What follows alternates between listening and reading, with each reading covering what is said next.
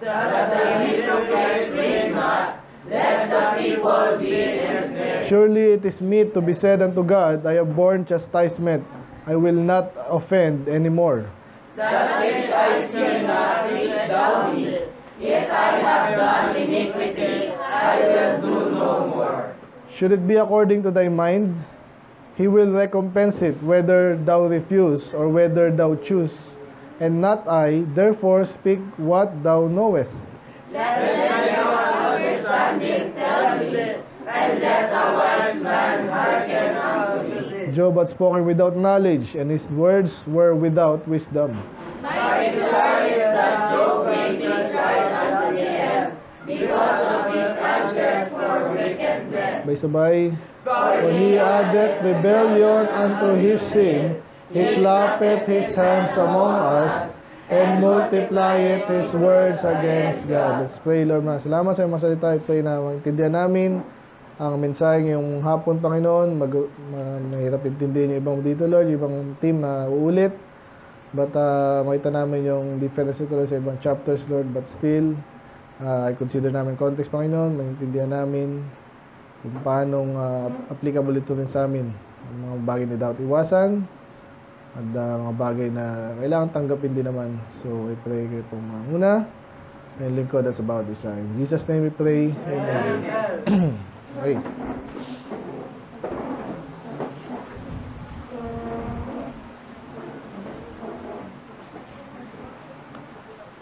Okay, magandang hapon po sa lahat.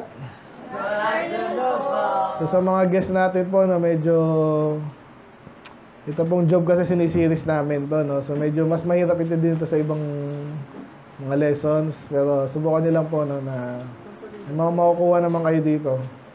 Hindi pwedeng wala, no? So review lang natin yung last 4 natin sa Job, no? Medyo matagal na po to, 5 months ago, the days of affliction and the young punks, Job 30, kung naalala niyo po yun. Ang daming allegation doon kay Job, and then may mga kabataan pa na binabastos pa siya. So imagine niyo po yung ano nun, kumbaga ang hirap na nga ng kalagayan ni Job. Tapos ganun pa, no? Yung mga batang sumasakay pa sa pangalipusta sa kanya. And then sa Job 31 po, high standard or too good to be true, Job's final justification. Ito na po yung halos, alam ko ito na nga yung last niya na ano, dito speech. Then after nun kasi si Elihu na.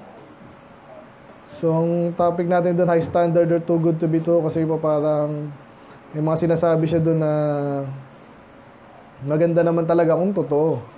Kaso sobrang taas, no? So kaya ang ating ano doon, kayo maghusga, pero parang may sobrahan din sa salita kasi, no, sobrahan eh. Kaya kung naalala nyo po yung ating ano sa mga nag-preach, pag ikaw sobra kang magsalita or sobrang linawin mo rin kung rhetoric lang yan eh. Intindihan mo yung rhetoric, ibig sabihin kaya mo sinabi yun is para lang medyo madagdagan ba yung power na sinasabi mo, ganyan. So mas maganda kasi accurate na sinasabi natin. Pero yes, minsan gumagamit talaga ng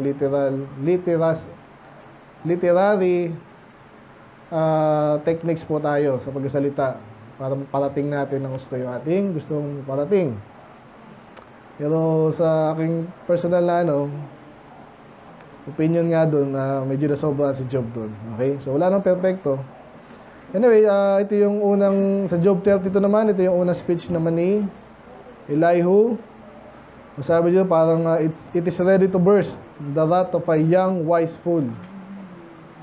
So siya po yan, si Elihu. Later, hindi siya re-regard ng Diyos, no? Parang baliwala siya, pero alam ko 6 chapters, sinasabi ko sa inyo last time, di ba? 6 chapters binigay kay Elihu, sunod-sunod. Kaya kailangan makuha natin yung context. So una, mali yun of course, mabata pa siya, and then bakit niya parang kailangan yan yung opinion niya. So, mga kabataan, ako, mas kampante ako sa batang medyo, pag mayabang kasi parang ramdam mo yun yung may pride dun yung gusto mong sabi natin magaling ka sa ibang bagay, Ang tao po kasi pag nagsalita ka na, pinahayag mo yung iyong opinion, at especially in a way na sabihin natin may finality ba? Ganyan yan, ganito yan, ganyan. Okay, for example lang, yun ang example yung sa mga Baptist issues, no, na isang doktrina na hindi nagkakasundo yung mga Baptist. Which is kasi mahirap na topic yun talaga, end times, no? Pero actually hindi nga, ayoko pumayag na mahirap na topic yun eh. Yung post-trib tsaka pre-trib, ano ba, mauuna eh. Linaw naman na after the tribulation nga. Doon mangyayari yung stars and moon shall be darkened. Ipantay mo yun sa Revelation 6. E di, kailan mangyayari yung ano nga? Rapture. Malinaw doon sa Revelation 6. After na Revelation 6, Revelation 7, doon na rapture. E di, after the tribulation talaga. So, hindi ako pero yun nga, unfortunately, yung iba, kasi ang ginawang source yung mga ang tawag doon, mga libro, commentary, ang tawag dyan. Ibig sabihin, mga theologians na kesyo nag-aral kunwari ng salita ng Diyos and then tuturo nila yung tuturo nila, sablay naman. And then, syempre, mga magbabasa nun, edi madadamay kasi pagpapalagay nilang tama yun. Okay? So, kaya, yun po yun. Kaya, payo lang, mga bata, lalo yung mga ano dito, huwag kayo magbibigay ng posisyon. Basically, magpakatotoo lang kayo eh. Kasi pag sinabi mong, ganito talaga yan. Mahirapan ka na minsan lunukin nyo, mahirap ka na mag-back out. So, pwede pa naman, dapat lang naman eh. Ang dami nagkamali dyan eh. Dapat, hindi ka masyadong mapahiya naman kasi nga, alam mo marami nagkamali. Amen? Sa case ni Elihu, yun. Ayun, ulitin ko lang ha. Hindi ako komportable sa ganung kabataan na bata pa gusto nang actually, ganun din accusation sa akin. Kaya siya daw, inaaral mo ba yan? Oo. Pag-usapan nga natin eh. So, dinidismiss na ako. So, pero yun yung time na ano na talaga, kumbaga mataas na yung aking level of confidence sa posisyon ko. So, it's time to pangaral din. So, sa case ni Elihu, mali niya yun. Parang yabang yung dating niya dito actually. Yung dalawang chapter na nakalipas. And then yung last time, no, which is 1 month ago na. Kasi po, hindi natin na every week to. Kasi nga, ayoko rin gawing every week. So, pero dati, every week tayo na yung series natin ng Sunday night, Sunday afternoon. So, pero, ibang case kasi yung Job, kaya natin bukod sa talagang minsan, nag-overflow yung first sermon sa umaga. Okay? Kaya yung last naman, kay Job 33 is self-aggrandizement, wrong surmising, and stupid advice. Yun ang title natin kasi ang daming mga patutsada ni Elihu na kesyo ganito yan, ganyan yan, ako ganito ako, ganyo, kayo ganyan. Mauulit po dito sa chapter na yun, 34. Pero iba yung focus natin ngayon. Then wrong surmising, ibig sabihin, mali yung kanyang yung surmise para summary.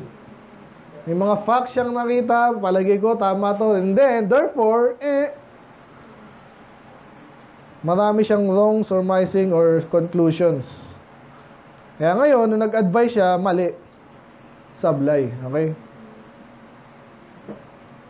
Nasaan na si Brad? Tawagan ulit. Kaya ngayong hapon, title po natin ay right mixed with wrong judgment is not right. Ulitin nyo nga, parang tongue twister. Right mixed with wrong judgment is not right. Ang tamang judgment na nahaluan ng maling judgment ay hindi tama. Yun ang ating tema ngayon, okay? So, mayroon ba intindihin yun? And yet, maraming dyan na nagkakamali dyan. Ibig sabihin, pag may sinabi, katulad ito, si Pope, sino ba to? Pope Leo, no? Leo. The 14th. Kali na. Yung Benedict, ilang ba yan? Ano ba yan? 16 ba yan? Lumutang ko na. Hindi na lang tunay na pangalan ng gamitin. No? So, pag kinonta mo yung mga yan, sa aking experience, babarayin ka agad yan. Kahit yung sa, sa Nazareno, di ba? Pag pinoint out mo na, huwag kayong bumamba sa idol. Hindi naman idol to, hindi naman to. Ito yung totoong Jesus eh. Sa madalas, ang talagang pambara nila is, huwag mo na, galangin na lang natin lahat ng reliyon. Pati atheist. So, yun yung mga maling-mali sa mga argumentation ng mga yan. Kaya, huwag natin gagayahin, pero still prevailing yan. Bakit nila ginagawa yon? Bago tayo pumunta dito, para alam nyo na yung context natin. Example na yun nga lang, ano bang, yung ano sabi kong last? Sa bukod sa idol. Ha? Kay Pope. Ayan, yung galangin mo yung aming reliyon. Yan. So, tama ba yun na sabihin mo? May pino-point out na mali. Tama ba sagutin? Galangin yung galang-galang lang. Tama ba yun? Ganong argument? Parang tama. Di ba kasi galangin namin kayo, gagalangin nyo kami. Napaka-prevailing ano yan. Yan lagi sagot nila, pero mali yun obviously. Bakit? Una, ginagalang naman natin talaga sila. Katulad dito, kunwari may nagtatanong, kunwari bata naman. Hindi natin babastusin dahil mas magaling ako sa'yo eh. Hindi ganun. Kahit totoo pa. So dahil pag gusto ko, matuto ka, hindi kita babastusin. Ang gagalangin ko, the fact na ikaw ay tao, ginawa ng Diyos, na may sarili ring talino, kung hindi mo alam ibang bagay, still, tatanggapin ko na ginawa ka nga ng Diyos and therefore hindi ka basura. Pwede ka lang, dahil nanggaling din ako dyan. Nakita nyo yun ang tamang paggalang. Kasi pag ginalang mo yung religion na mali, by the way, yung religion kasi tinutukoy nila dyan, parang isang class na parang isang collection na lahat ng paniniwala nung religion na yun. Eh paano nga kung may mali doon? Sabihin natin 100 ang tinuturo nyo, yung isa lang mali. Actually, magandang ano na yun. Kung isa lang ang mali na tinuturo nyo. Pero karamihan niya, katulad ng Catholic, obviously, napakaraming mali. Nabanggit ko nga sa inyo eh. Kaya ang tawag natin dyan, mother of all cults. So, pinanindigan nila kahit maling-mali. And then, gusto ko sabihin doon is, ayun nga, so mali yung sinasabi nila at maraming gumagamit ng ganitong line of argument na kesyo, galangin daw yung religion. Eh, paano nga kung mali? Ano yung sabihin ng galangin yung mali? Sa Bible, ang term dyan is regard, no? Sabi sa Bible, if you regard iniquity, I will not hear your prayers. Okay? Pinaphrase ko na lang, ha? So, obviously, mali. Yung pag mali, sabihin mo mali. Aminin mo mali. Para mag-progress ka. Pag hindi ka, handong ka na lang. Okay? So, ang pinopoint out lang naman sa mga Katoliko nating kaibigan, mahal natin sila para sana maligtas sila. Pero pag hindi mo amining mali ka sa importanteng bagay na mali talaga, hindi ka makakausad. So, ano bang gusto kong puntahan doon? Ayun nga yung pag mali dapat mali ngayon. Kaya ulitin ko yung title, ha? Andiyan pa ba kayo? Obviously, alam nyo na mayroon yung magandang ano, ha? Title natin ngayon is, dito na si Bud. Nanap kita Bud kanina eh. Right mixed with wrong judgment is not right. Nasabihin ng mga Katoliko, may Bible din naman kami. Si Jesus, kesyo ang aming ganyan. Inahalo niyo si Mary. Hindi, inahalo niyo si Jesus naman.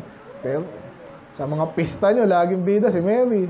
May tatanggi ba nila yun? Itatanggi nila hanggat kaya nila. Para lang hindi sila may diin, kahit ang dapat gawin pag may legitimate question, for example, o concern, na parang mali, tanggapin mo rin. Or pakinggan mo rin at least.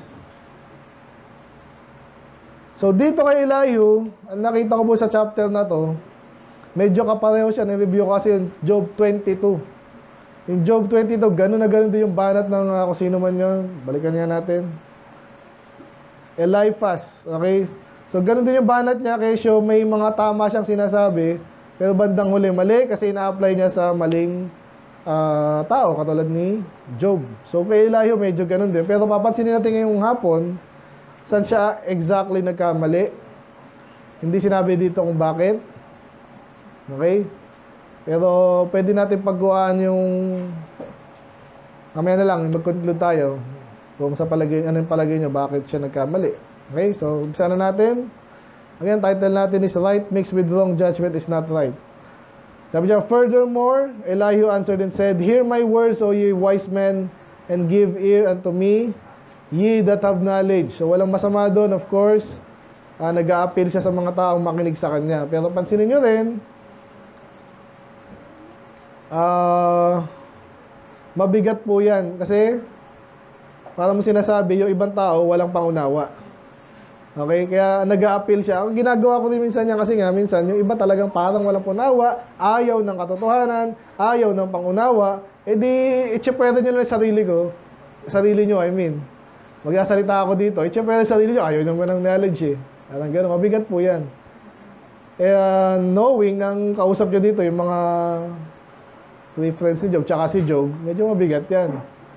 Kaya sabi ko sa mga bata, huwag kang mayabang. Okay?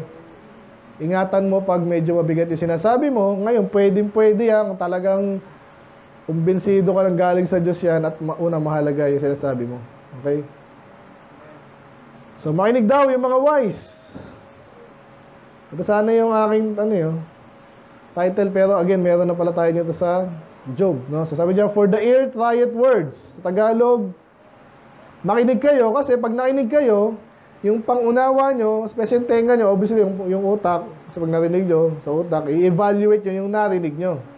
At ganun sana ang ginagawa nyo ngayon, no?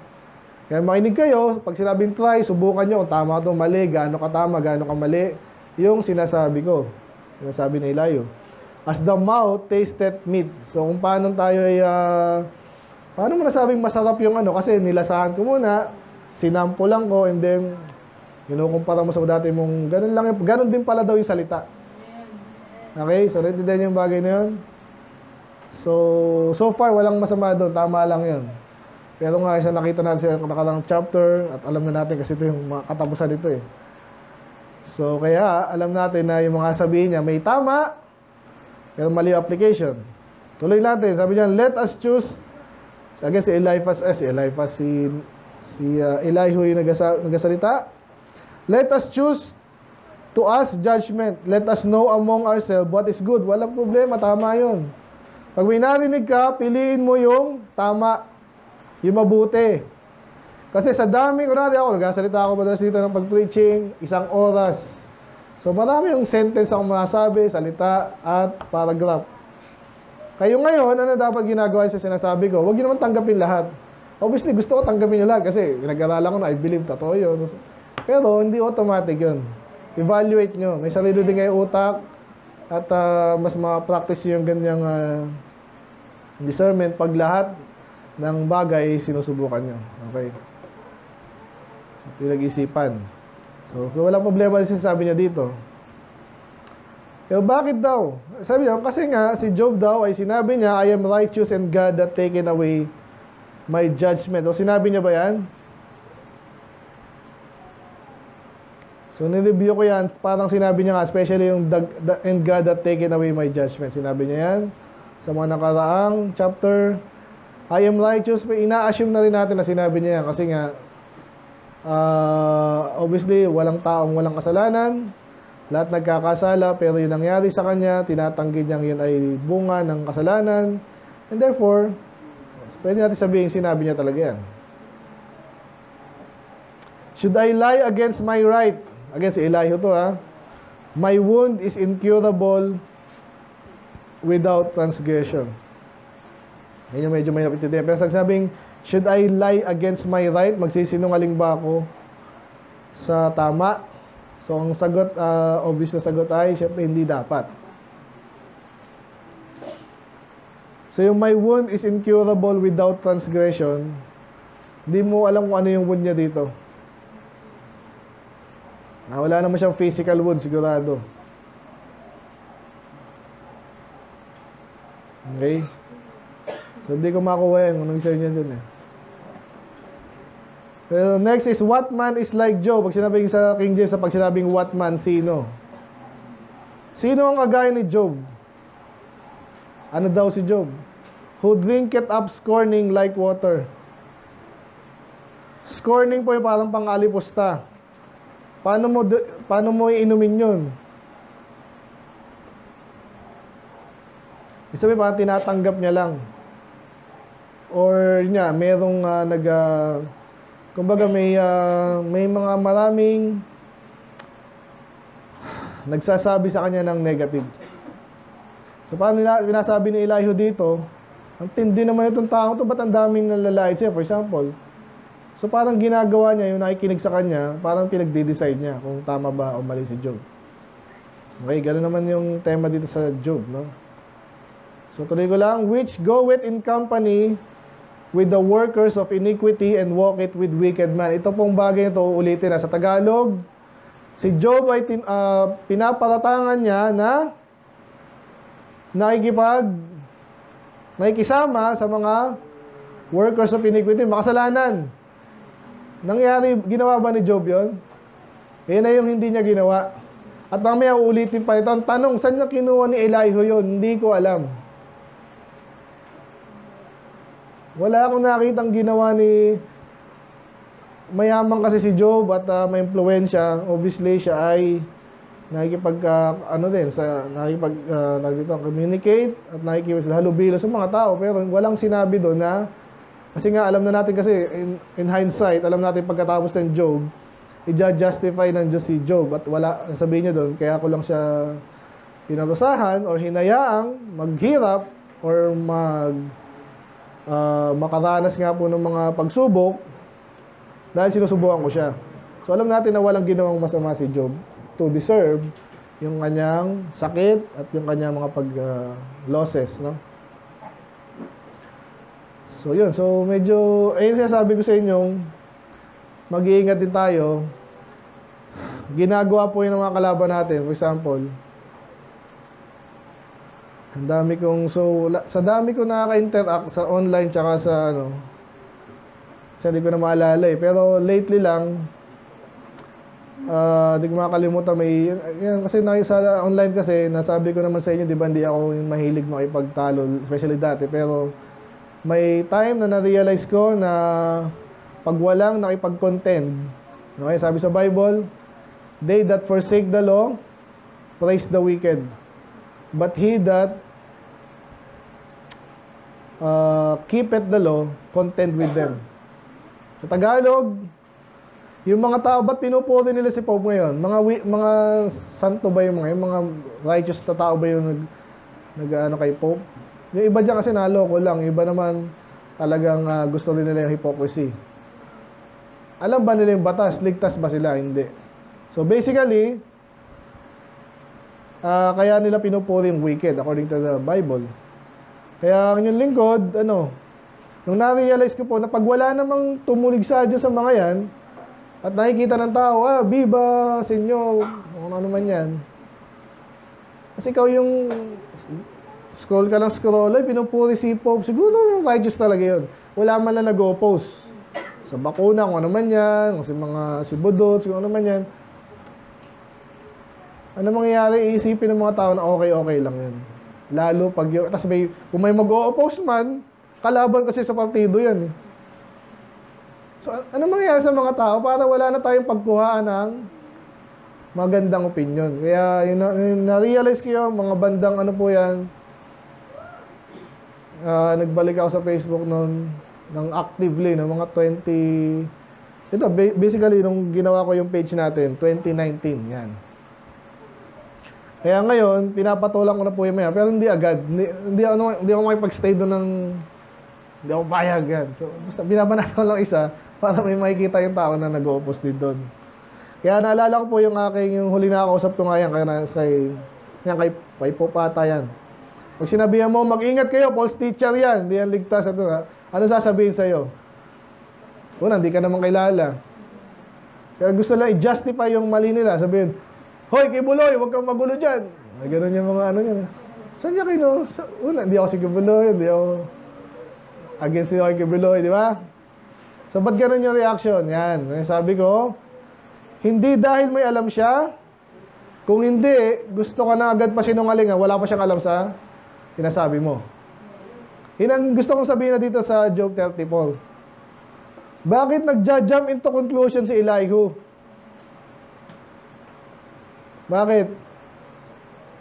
Again, hindi sinabi dito, pero may pinanggagalingan yan. Kung re-reviewin natin yung chapter 32, which is 2 chapters ago lang, yun nga, parang galit siya. Nagpapanggap siyang matalino, pero actually, fool siya. Kaya mag-iingat kayo dyan. Pastor, sabihan ka rin fool, ikaw yung fool. Yung mga ganyan style. Yung advantage ko po, ako naalala nyo pa yung aking testimony. Nung bata ako, tahimik ako parang yan, parang si Joshua. Ganyan lang po ako. Pero, pinaprocess ko lahat ang naririnig ko. Kaya no-obserbahan ko po yung mga style minsan. Bakit niya nasabi yun? Saan kaya nanggaling yun? Bawat taas ng boses, no-obserbahan ko po yan. And of course, inobserbahan ko yung sarili ko. May mga time na nagigilty rin ako sa ganitong klase ng gawain. Na-evaluate ko sarili ko. Bakit kaya nasabi yun?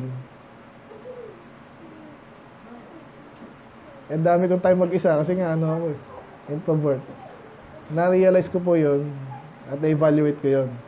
Kaya I believe ganito yung nangyayari sa puso ni Elihu.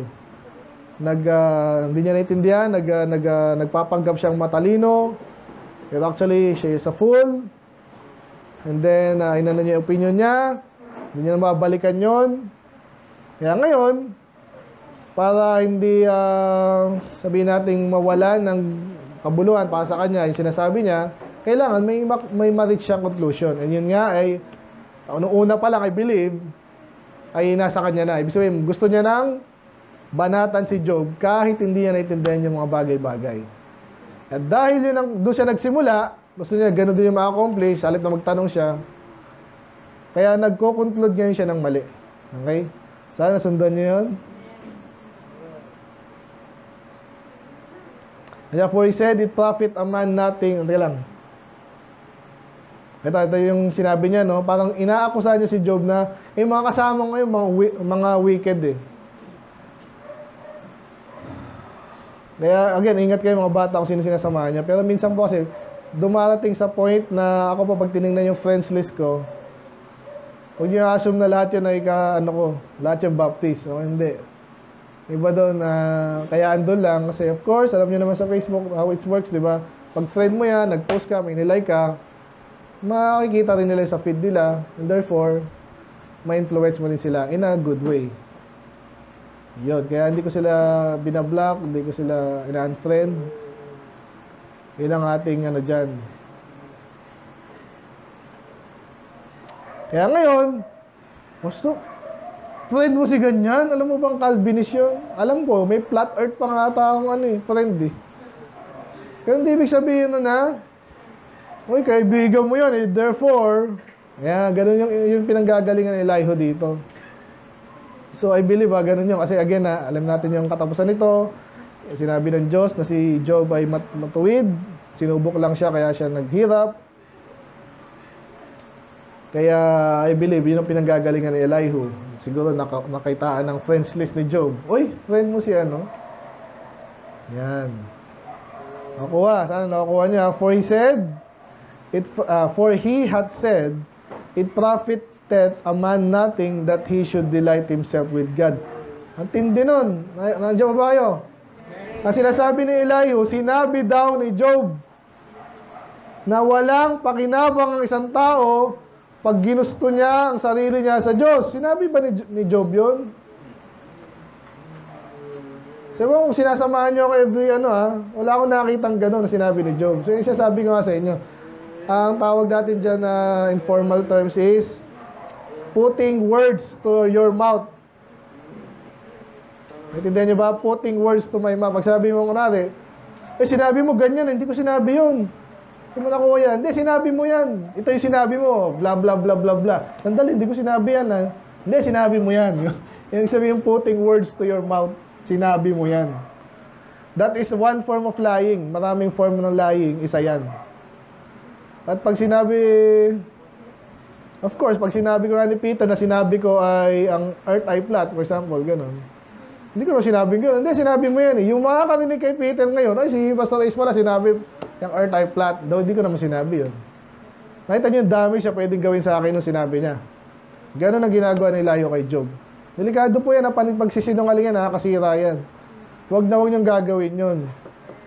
Okay? Pag nasanay kayo dyan, lalo kayong hindi kayo lalago. Basically, wag sinungaling ka. Alam niyo naman yun, di ba? Hindi ka tuturuan ng Diyos. Hindi ka lalago, basically. Parang ang gusto mong, yung agenda mo lagi yung masunod, hindi mo muna tinuklas. Ano ba talaga yung katotohanan sa mga bagay na to? Sana nausundan niyo pa rin ako. So, verse 10, therefore hearken unto me. Ayan na. Nag-akusa siya, tapos sabi mo, makinig kayo sa akin. Ye men of understanding, far be it from God that He should do wickedness. Alam naman natin yun eh. And from the Almighty that He should commit iniquity. Ang Diyos ay hindi gagawa ng mali. Alam na natin lahat yun. Ba't sinasabi? Bakit minsan naging tao nagsasabi ng isang bagay na alam na natin? Bakit? Ikaw na yung magtataka, ba't mo sinasabi yan? Kasi minsan yung sinasabi ng ibang tao nagte-take effect sa utak at sa pandinig ng ibang tao. Ganyan po exactly ang nangyayari sa mga speeches na katulad ginagawa natin ngayon. So salamat nandito kayo ngayon. Bakit? Kasi I believe nagitiwala kayo sa akin, hindi ako magsasabi ng mga bagay na influence ko kayo sa mali. Okay? Pero ibang tao kasi alam nila yon na makapangyarihan ng salita. Kaya mga po isa mga wicked na institution ngayon, yung mga mainstream media. Pagpunta mo ngayon sa Facebook, puro po, kaya siya nanalangin siya, ganyan. Kailangan mo malaman niya, wala akong pakialam niya, hindi. Sasabihin ko sa iyo nangyari. Ito ang balita. Diba? At naghiwalay na si ganyan, anong pakialam mo dyan? Pinifeed ka ng mga bagay na gusto nila, yung ma-epektohan ka doon sa gusto nilang rinig mo. At obviously, lahat ng narinig natin nakaka-influence, depende na lang kung gaano ka-wise din or unwise. Amen?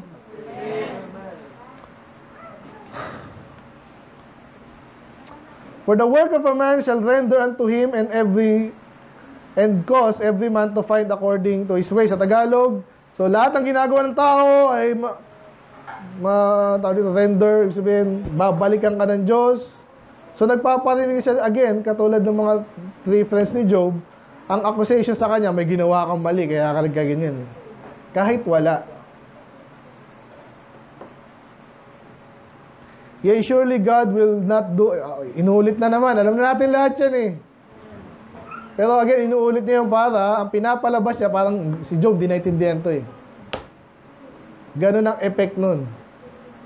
Pag narinig niya, si Elihu na sinasabi to against Job, parinig, siguro totoo nga na wicked si Job. Nakasunod pa ba? Sayeng, upo ka lang. Subukan mo lang makinig. Neither will the Almighty pervert judgment. Ibig sabihin, sinasabi niya, ang Diyos hindi mag-isinungaling, hindi gagawa ng masama, hindi niya pervert is to twist or basically, hindi siya magagawa ng masama. Alam na natin yan. Ba't mo sinasabi? For what reason? For what purpose? Who had given him a charge over the earth? Sino nag-utos sa Diyos? Alam natin wala. So again, tinataas niya ang Diyos. Tinataas niya, okay yun. Pero bakit? Anong context? Alala ko tuloy yung mga Calvinist. Ganyan po yung mga yan. Pag sinabi mong may free will ang tao na pumili ng tama at mali, ano binabawasan mo kapangyarihan ng Diyos? Hindi ko nang binawasan. Hindi nga sabi mo, makakapili tayo. Yung sabi sa bahay mo, makakapili tayo. Sabi mo, hindi. Hindi, kasi sovereign siya, kaya siya ang pumili lahat. Pati ang po. Kaya kami ginagalang namin siya, ayaw na mabawasan na kayong sovereignty. So, ino-overdo nila.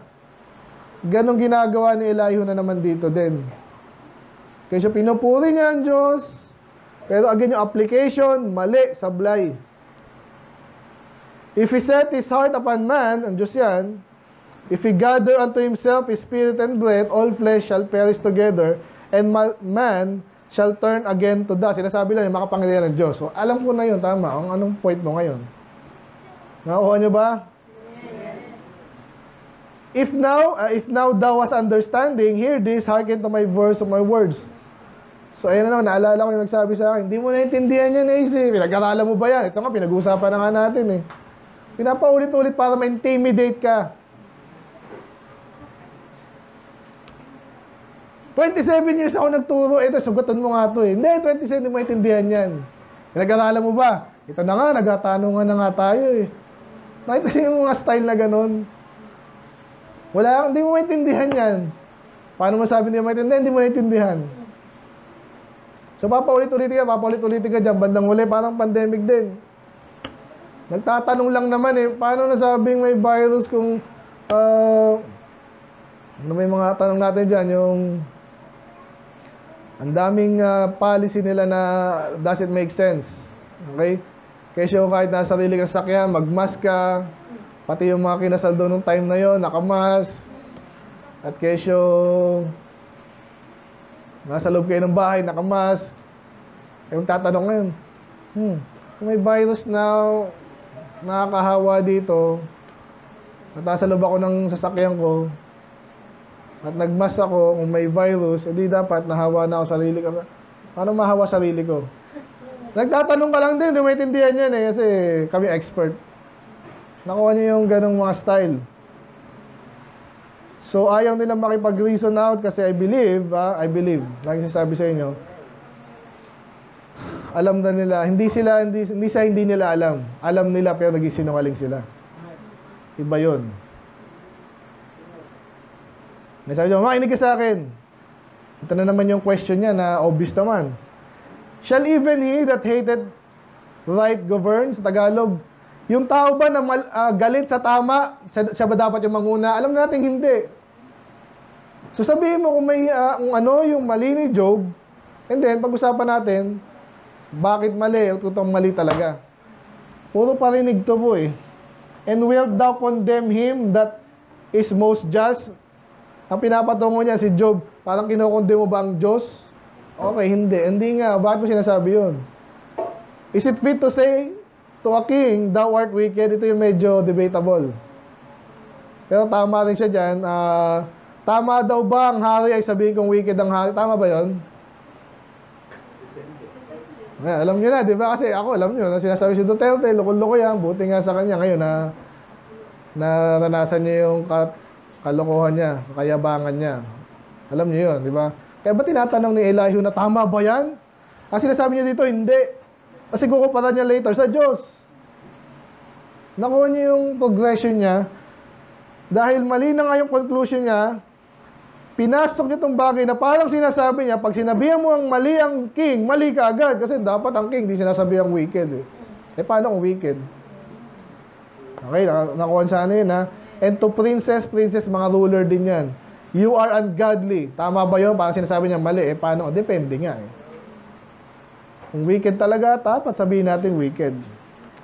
So how much less to him that accepted not? Obviously, bumalik ang pointer sa Diyos. Kasi sabi niya, lalo na ang Diyos. Dapat hindi natin talaga naman. Kasi gawa ng Diyos lahat. Totoo yun. Anong point mo?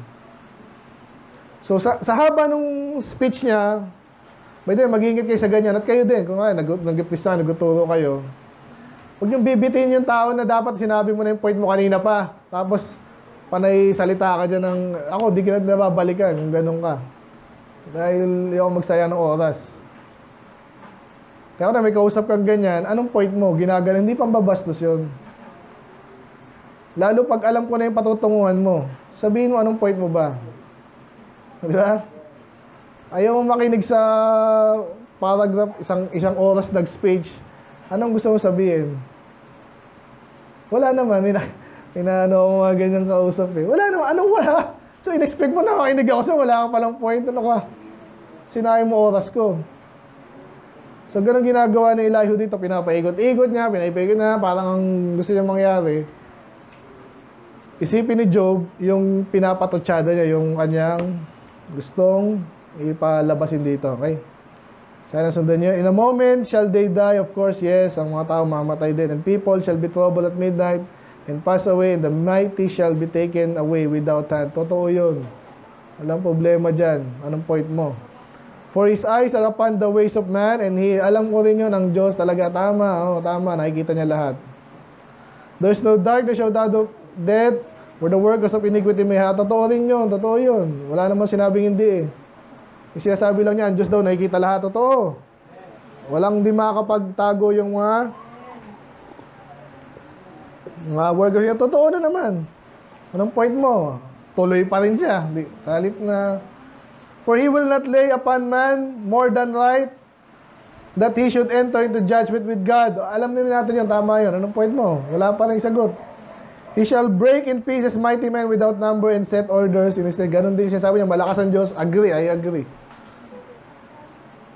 Therefore, he knoweth their works and he overturned them in the night so that they are destroyed. Walang problema. Anong point mo? Wala. He striketh them as wicked men in the open sight of others. So, ginagawa talaga ng Diyos yan. Minsan, yung mga wicked, pinaparusahan ng Diyos para makita ng ibang tao, para matuto yung mga tao. Pero again, anong point mo? Because they turned back from Him and would not consider His way. Totoo yan. Yung tema na yan, paulit-ulit sa Bible, sa wicked nation and even sa Israel. Again, anong point mo? So that they caused the cry of the poor to come unto Him, and He heareth the cry of the afflicted. Walang problema. Totoo yan. When He giveth quietness, who then can make trouble? Pag ang Diyos daw ang nagbigay ng quietness, sinong tama yun? Wala. Ang sagot doon is wala. Pag ang Diyos ang nagbigay ng quietness, walang makakapag-trouble. And when He hideth His face, who then can behold Him? Pag tinago niya na yung mukha niya, sinong makakakita sa Kanya? Wala. O talaga, wala. Anong point mo? Whether it be done against a nation or against a man, totoo naman. Ito na yung patutsada niya, that the hypocrite reign not. Kaya ginagawa ng Diyos yun, para yung mga hypocrite, hindi mag-reign. Ang tanong, totoo ba yun? Ibig sabihin ba, wala nag-reign na hypocrite? Meron nga eh. According sa, yung mga mataas sa gobyerno, madalas, hindi naman lagi. Pero, hindi ka magkakamali pag nag-preach siya ito na ginagawa natin na hypocrite yung mga ganyan, tama yun. Kasi lamang agad yun. Sabihin natin may righteous sa gobyerno ngayon, sabihin mo nasa 10%. O, mali ba ako pag sinabi yung ano? So, dito na siya nagkamali. That the hypocrite, pero ang patutsada niya, yung hypocrite parang nirelate na kay Job, which is again, hindi totoo yan according sa pagkatapos itong book na to, no? Surely it is meet to be said unto God, I have borne chastisement, I will not offend anymore. Sa Tagalog, tama lang na sabihin natin sa Diyos na parang sorry. Hindi na po ako ulit. Tama lang. Anong point mo? That which I see not, teach thou me. If I have done iniquity, I will do no more. So tama na naman yun. Ang attitude nyo dapat, pag ba hindi tayo alam, Lord, ituro mo sa akin. Tama yun. Anong problema doon? Again, anong point mo? Should it be according to thy mind, He will recompense it. Whether thou refuse or whether thou choose, and not I, therefore speak what thou knowest. Basically, sinasabi niya, sino mausunod? Ikaw? Alam natin hindi. Sinabi ba ni Job yun? Yan.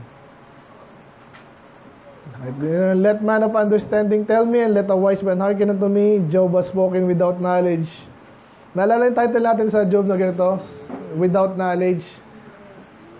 Sinasabi yun sa friends ni Job. Ngayon, binabaliktad na. Si Job na yung walang knowledge. Paano nangyari yun? Again, alam nating mali siya kasi alam natin yung katapusan ng libro. Ginustify ng Diyos si Job. So, anong lesson doon? Huwag kayong magpapapikon pag sinabi kayong, hoy, di mo na alam yan eh. Paano mo nasabi? Kasi iba may mga ganong patutsada,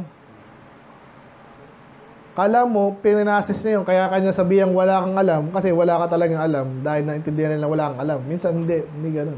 Minsan ganon na, kaya tingnan nyo rin. Pero minsan ginagamit na ibang wala kang alam, para lang ma-intimidate ka, and then therefore, kuminto ka na siya. Sabi mo, kung ano man yung kanila agenda. Hoy, last na. Ito na yung kanyang, hindi pa niya conclusion to, meron pa siyang alam ko 3 chapter. Tingnan nyo. 1, 2, 3. Okay? So, tapusin natin itong 34.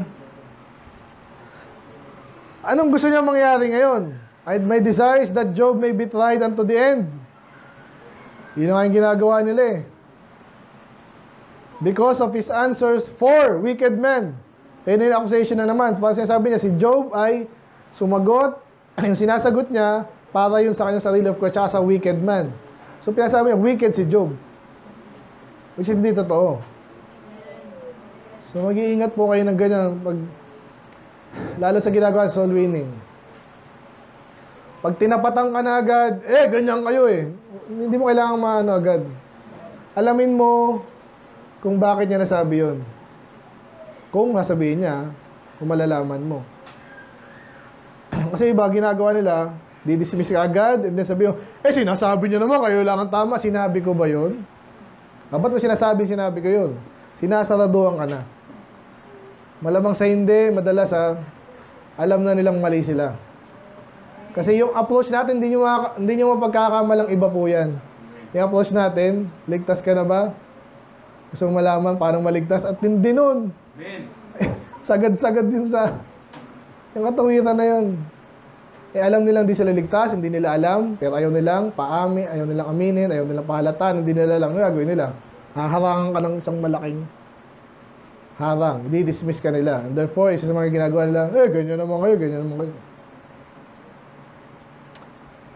Ayun, so yun. Sinabi mismo kay Job yan. Ang sabi ng Diyos sa kanya, ng narrator ng Job, He is perfect and just, upright.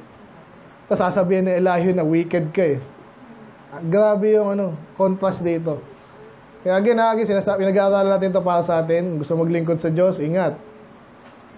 Kahit wala silang makita sa iyo, sabihan ka pa ng ganyan. Huwag ka ma-intimidate, huwag ka ma-discourage. Alam mo naman yung sarili mo eh.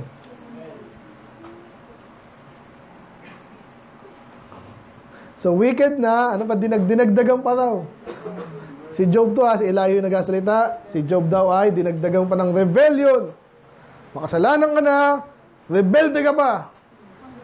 Antindi nito perfect and just nga ito eh. He clapped with his hands among us. Masama ba yung mag-clap? Depende kung anong kinaklap-clap mo. Pinalakpak mo si Pope, wala kang alam. Pinalakpak mo si Vice Pangit, bobo mo, tanga mo. Kung pinalakpak mo yung nagkumanta kanina, kaya mo palakpak. Okay lang, in-discourage natin eh. Kasi natuwa tayo. Kaysa naman, nakakatuwa kaya yung mga nanay na nandito sa gawain ng Panginoon. Amen? He clapped his hand among us and multiplied his words against God. Ang bigat. So ngayon, kung alam nyo na yung pretext natin dito, kasi nag-aaral ito ilang weeks na, ilang months na, may mga parang reklamo si Job sa Diyos.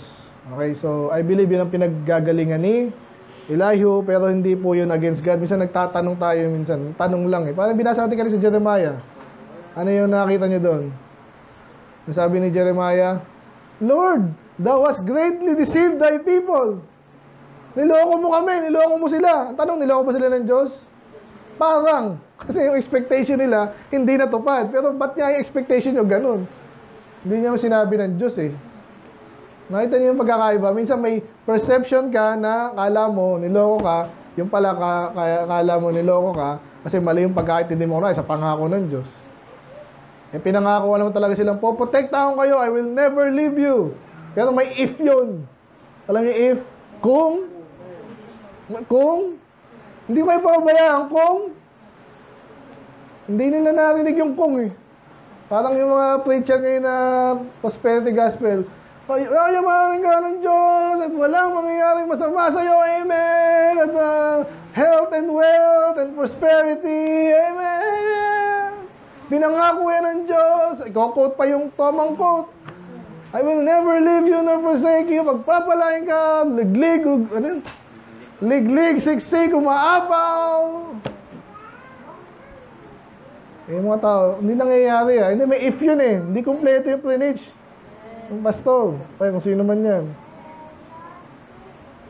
So, doon nagkakaroon ng lokohan. So, huwag tayo papaloko. Alamin natin ang totoong sinabi ng Diyos. At yung mga katulad ni Elihu, so, ay, ang title ulit natin. Napansin nyo naman sa aking banat, no? Marami siyang sinabing tama. Hinaluan niya ng mali. As a whole ngayon, tama ba yung pinagsasabi niya? Mali. Pastor, lahat naman nagkakamali.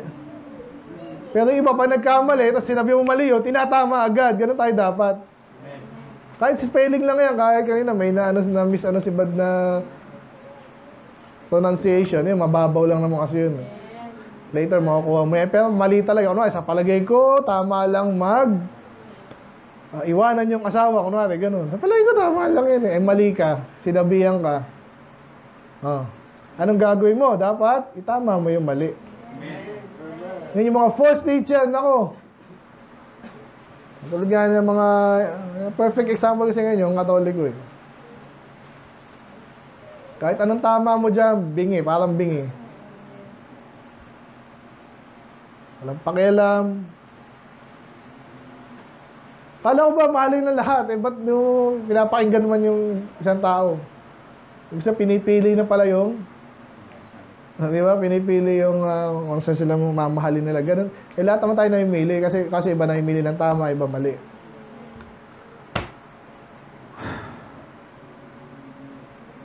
So, walang perfecto. Again, alam mo na. Kaya pansinin dito sa church natin, grabe ginagawa natin dito eh. Aral. Follow up, validate. Aral ulit. Yung Bible quiz, more on nag-accumulate ka ng knowledge. Pero pag ganito nag-preach na, binadjudge nyo na kung ano yung sinabi, gaano katama. Pag binagawa ka pang mali, sabi, nagkakakitaan din tayo dito. O di ba, tinuro natin yung mali yan. Sige po, yan. Yung mga ayaw talaga magpa-handle, salita ng Diyos, umaalis na lang. Hindi na babalik.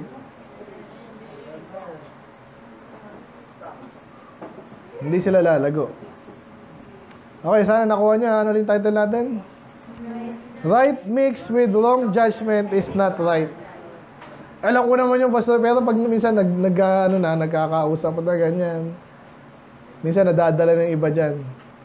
At nabanggit ko nga sa inyo yung Iglesia ni Manalo, pinakinggan ko ng 7 minutes. Sinaga ako. Pero pagkatapos hindi ko na sinungaling talaga to. Ang dami yung sinabing tama eh. Bandang uli, papasok.